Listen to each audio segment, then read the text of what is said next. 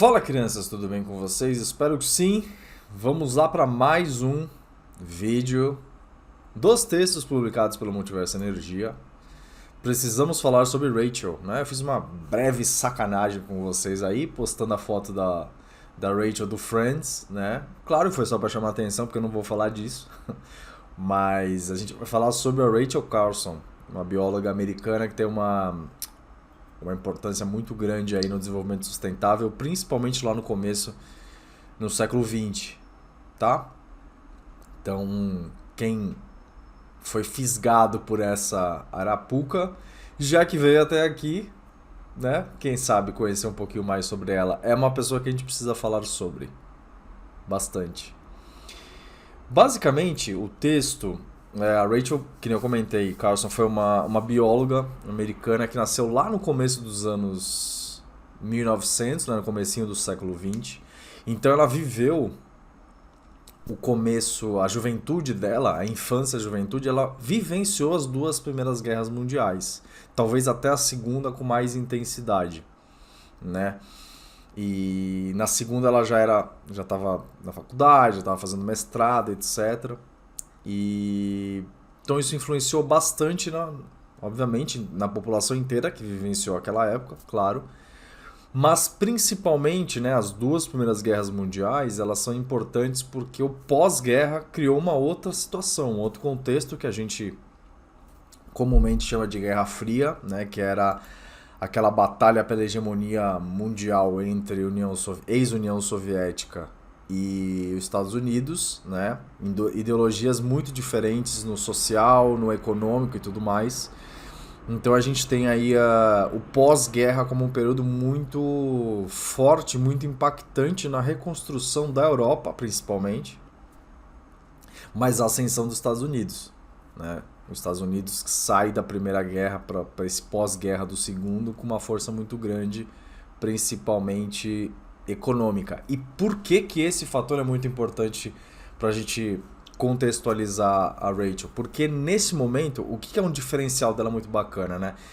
Eu li só um livro dela até agora, estou começando a buscar os outros, e é o livro que eu coloquei aqui, A Primavera Silenciosa, que é a publicação dela de 1962, né?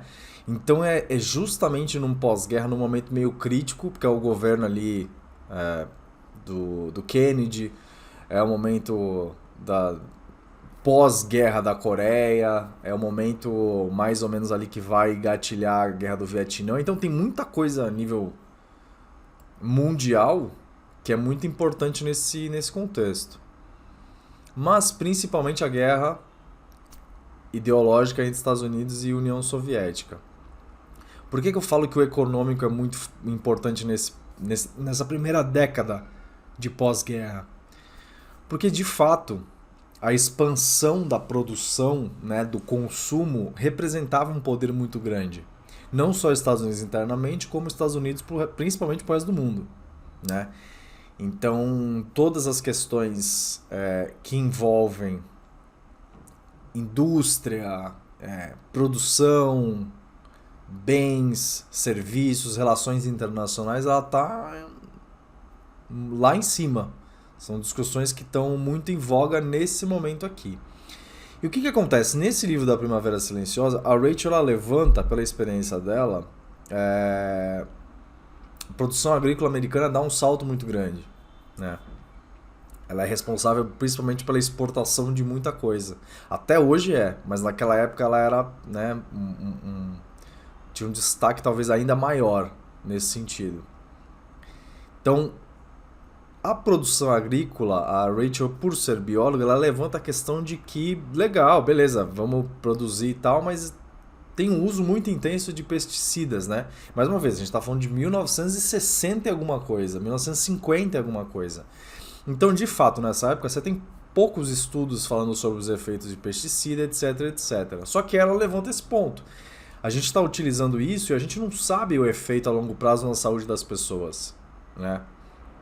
Então, cabe aqui uma reflexão sobre como utilizar isso, a que preço, né, e qual é o custo que a gente vai ter para a vida das pessoas ter que patrocinar essa expansão econômica. Então, a questão dela não é ser contra a expansão econômica, a questão dela é refletir sobre como a gente vai chegar nessa expansão. A que custo? Então, esse é um primeiro... Perceba que não tem nada a ver com energia até aqui, né? E de fato a Rachel, até onde eu sei, ela não tem uma literatura, uma escrita destinada à área de energia. Mas essa reflexão, esse contexto que ela está levantando, né, é uma análise crítica muito importante para pensar o como. E esse como é justamente a base do que a gente chama hoje de desenvolvimento sustentável. Não é ser contra a economia, não é ser contra a expansão, mas é como que a gente vai chegar lá, porque isso impacta depois na própria reprodução desse meio de vida, desse meio de produção, desse meio de consumo, né? Então ela levanta, isso aqui tem um impacto muito grande, porque se a gente desconhece, né, nesse momento aqui, nesse contexto, se a gente desconhece os efeitos na saúde, você pode ter um grande problema de saúde pública depois, né? E que vai impactar financeiramente no país. Então a Rachel levanta essa questão, que não seria o ideal utilizar os pesticidas para fazer essa produção agrícola desenfreada. Só que ela sofre uma repreensão muito grande, né? Ela sofre promovem contra ela uma campanha de que tipo, essa aí é solteirona, mulher, não tem filhos, não é a favor da família americana tradicional, etc. Então começa a levantar coisas que a gente escuta até hoje, né? Não é estranho pra gente ouvir esse discurso. Então levanta uma campanha pessoal contra ela, não contra o fato, contra o ponto de observação dela. Tanto é que esse livro especificamente, né, e o debate que vem dele reflete lá no Kennedy, né? E aí foram feitas algumas sessões, alguns eventos para tentar entender, ouvir o que aconteceu, e de fato nesse momento houve um direcionamento dessa produção de pesticidas ao invés de uso interno para exportação, o que no final das contas continua ferrando com a vida de alguém. Mas pelo menos ela conseguiu ajudar entre aspas, a população dos Estados Unidos naquele momento, que era o ponto dela, né? E aí essa produção foi feita para exportação, essa produção que utilizava pesticidas, né? Claro que deve ter muito, eu estou comentando aqui um desdobramento muito superficial disso daí, a gente pode explorar depois com calma. Mas de fato, qual que foi a grande lamentação, né? A Rachel não viu esse debate crescer tanto porque o livro é publicado em 62 e ela falece de câncer em 64. Então 2 anos hoje é muita coisa, acontece muita coisa, mas 2 anos na década de 60 acontecia muito pouca coisa. Então praticamente ela lançou o livro e faleceu, assim.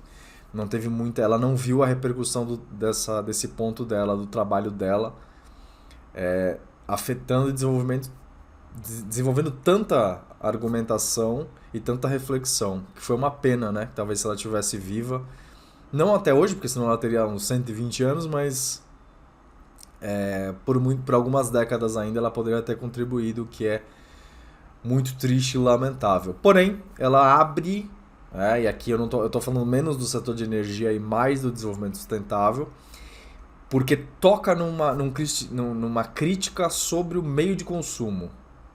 É a produção desenfreada a qualquer custo, mas é muito mais o consumo, né? E isso é uma base fundamental para desenvolvimento sustentável. Então, eu recomendo a leitura de Primavera Silenciosa. A Rachel ela tem uma característica muito interessante. Ela escreve o livro, apesar de ter muito conteúdo científico, técnico, etc., ela escreve com lirismo, assim, com uma certa poesia. Então é interessante, é uma coisa muito diferenciada, né? E acho que a maior contribuição dela, né, e eu coloco isso aqui no texto, a gente tem que ficar... a Rachel hoje ela é considerada o começo do ambientalismo. Só que quando a gente fala ambientalista, geralmente vem reações muito extremistas a essa palavra, ou muito contra ou muito a favor. E eu acho que a gente tem que observar menos isso, né? A gente não pode definir uma pessoa por uma característica dela, né? A pessoa tem várias características, vários pontos positivos, e essa somatória de experiências e de conhecimentos e de características da personalidade dela, do temperamento, dos valores, do caráter, toda essa mistura que forma, que promove, né, a possibilidade dela gerar alguma coisa interessante para a sociedade. E aí eu ponho aqui que a maior contribuição dela não foi ter criado as bases pro ambientalismo. Não. O ponto dela foi que ela levantou no momento, né, eu coloco isso no texto, a grande contribuição que a sociedade ganha não é as pessoas que dão grandes respostas, mas são as pessoas que levantam grandes perguntas. Porque as grandes perguntas vão exigir tempo, planejamento, tecnicidade, estudo, maturidade de análise para chegar a algumas conclusões. Nunca é um processo simplista, mas é um processo complexo. Mas ele vai dar um direcionamento. Com certeza. E ela tá dando direcionamento. Ninguém tá falando que ela é imparcial. Não existe imparcialidade. Ninguém é imparcial. Porque você é a somatória, a construção de vários fatores da sua vida, várias experiências da sua vida. Então é muito ingênuo falar em imparcialidade dela. É claro que ela tem um viés aqui pessoal dela. Porém, ela colocou esse viés em prol de uma discussão sobre como que a gente chega mais longe, de uma maneira com o maior bem-estar possível para o maior número de pessoas. Esse é o ponto que ela debate aqui e que se expande, né? Então é por isso que eu falo, precisamos falar sobre Rachel, porque esse tipo de pessoa é a pessoa que traz um valor, agrega um valor muito interessante para a sociedade, que não são as grandes respostas, mas são as grandes perguntas, né? Bom, é isso. O texto hoje era só para levantar. Comentei muito superficialmente a biografia dela, né, e a importância dela, mas a importância dela vai estar refletida mais para frente nos próximos textos que vão falar sobre desenvolvimento sustentável, sobre a história de um pensamento um pouco mais crítico em relação ao que estava sendo feito. E a gente tem que lembrar também que, assim, muito mais do que a gente julgar ela ou o governo ou a produção agrícola da época, a gente pensar que... É difícil a gente... Né, eu já comentei isso em outro vídeo. É difícil a gente pensar com a cabeça de hoje o que os caras estavam pensando em 1960. Porque as dificuldades e as circunstâncias eram completamente diferentes. Então a gente hoje tem a maturidade para pensar melhor, de uma forma mais assertiva, mais racional, mais empática até. Mas naquela época os caras poderiam ter feito melhor? Talvez poderiam.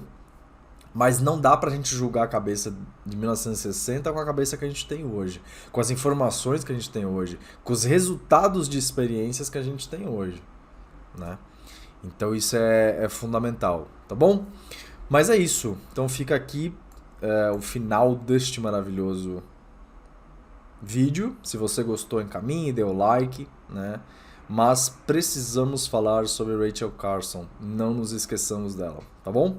Abraço e até a próxima.